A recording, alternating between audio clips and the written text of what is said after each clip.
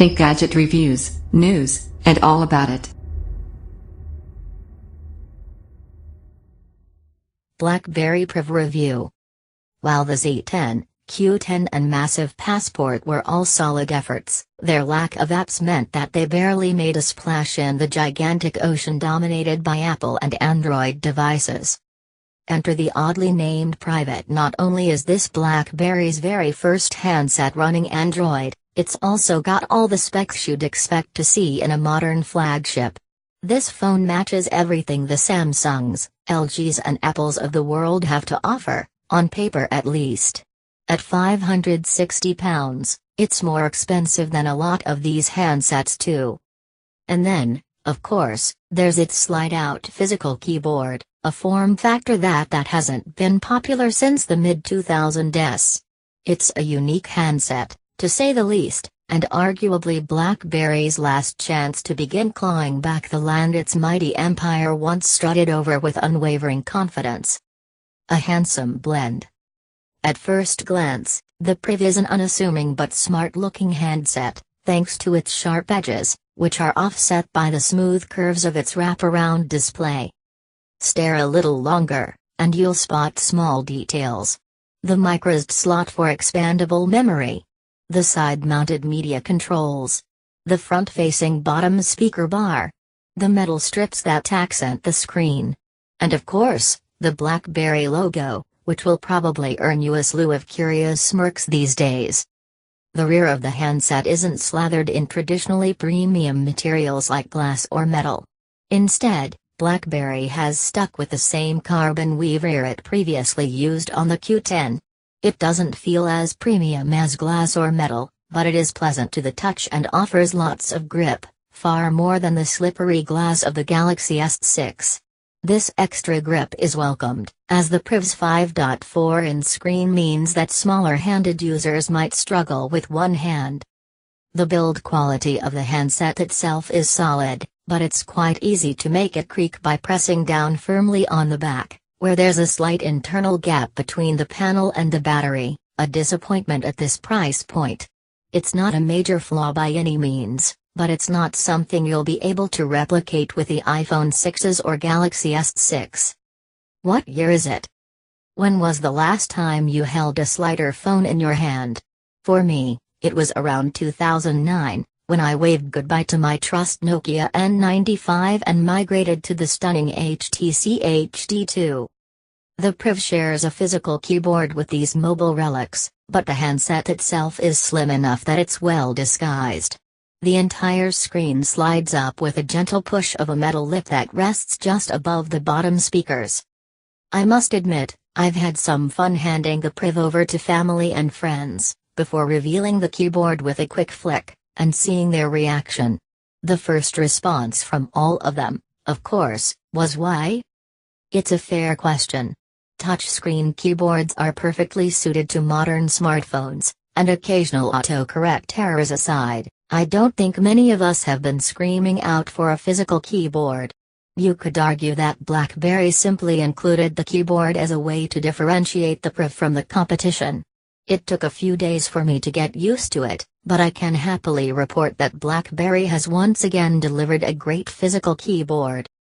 Ironically, the Priv's default on-screen keyboard works brilliantly. So much so that I've actually used its physical keyboard less than I'd expected. What's so great about the software keyboard? Well, it lets you flick up predictions as you type, learns which words you use, and even tracks where your fingers tend to land, adjusting the sweet spot for each individual letter, resulting in less mistakes. If BlackBerry sold its keyboard on the Google Play Store, it could make a chunk of well-deserved cash. I have found myself using the physical keyboard for longer emails and notes, however. With it, you have the benefit of on-screen numbers, making for a faster typing experience than when I'm using a virtual keyboard alone. The physical keyboard has another benefit too. Like the Passport before it, it doubles up as a trackpad, letting you scroll through home screens, web pages, and books, by swiping your fingers across the keys. You can also flick up on the keys to insert predictions, and swipe back across them to delete words. It's not a must-have feature, but it's another little thing that makes the Priv stand out, and I found myself using it a lot while scrolling through Reddit and reading books. Superb screen. The Samsung Galaxy S6's screen is the best smartphone display I've ever seen. Its 2K resolution is razor sharp, true blacks give it excellent contrast, and to top it all off, it has deliciously vibrant colors. The fact that I spent a solid 5 minutes staring at identical side-by-side pictures on both the Priv and S6 then, is testament to how good the Priv's display is.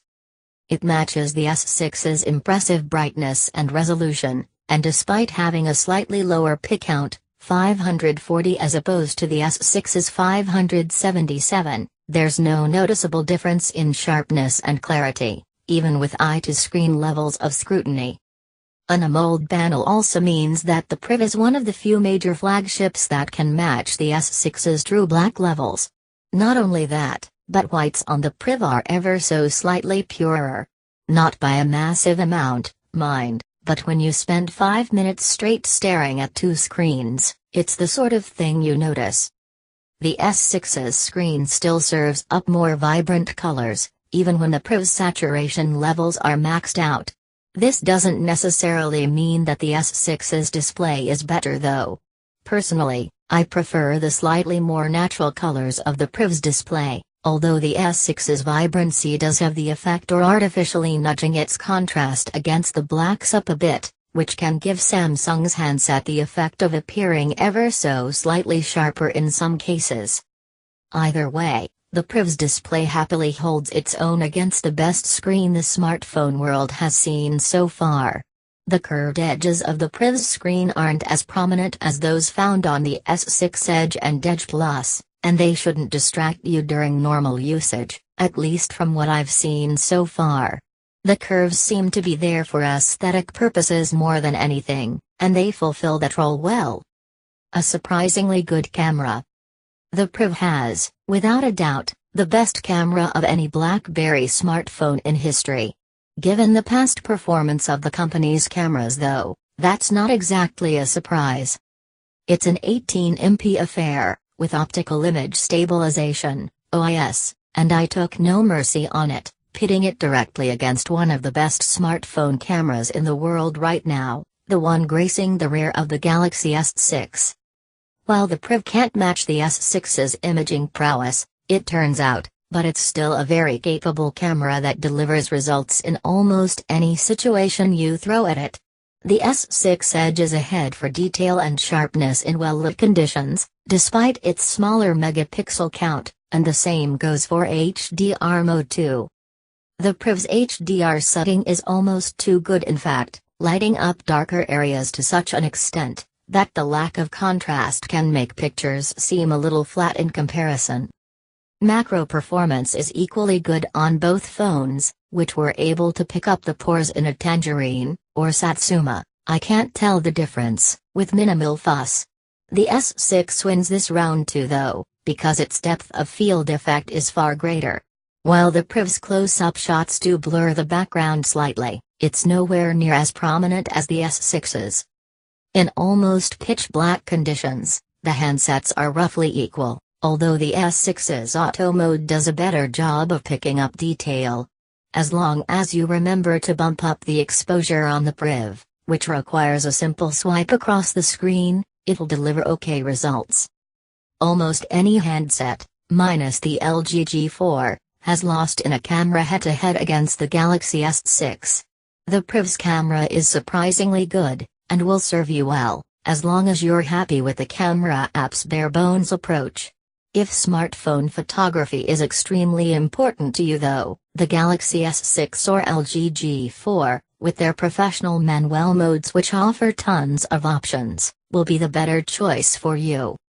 Oh, and if you like selfies, prepare for disappointment. The Priv's paltry 2MP front-facing camera won't be able to compete with most other smartphones.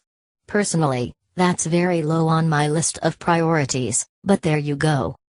The Priv is running Android 5.1.1 Lollipop, which means that Marshmallow will follow in a future update. What the Priv does bring to the table is a vast list of extremely useful software and security enhancements, more so than any other Android phone I've used. There are so many, in fact, it's difficult to know where to start. The home screen is as good a place as any, I suppose. Swiping up on any app icon that supports widgets, marked by 3 small dots, will bring up a pop-up widget. Instead of the Google Play Music widget cluttering up the screen, for example, a simple swipe up shows the controls and album art, before it's swept away again. If you're like me, and prefer a widget-free home screen for a cleaner look, this is a fantastic, refreshing idea, and it's something that I want Google to bake into stock Android immediately. Swiping up from the bottom of the screen calls up Google Now, which is a gesture Android fans will be familiar with. It also throws up 2 customizable shortcuts, which I found useful for accessing the BlackBerry Hub and the camera.